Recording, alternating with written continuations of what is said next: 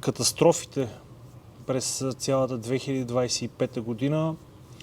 Зарко виждаме с 28 катастрофи. След това Джак Милър, Алекс Маркес, Морбидели, Жоан Мир, Педро Акоста, Бедзеки.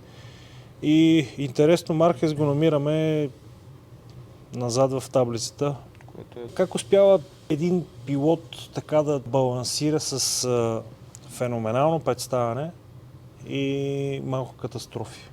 Много голям нюх, много голям усет на мотора, на предницата, адаптация. Пак като всеки път го казваме това, че всеки път той може да кажем, че той се адаптира много добре. Другият човек, който имаше мотора, същия мотор, но не се адаптираше, беше Баная. Да. Който го виждаме с 11 катастрофи. Да, той 11 катастрофи, 3 по-малко от Маркес, но пък... Да. Но в същото време нямаше този успех.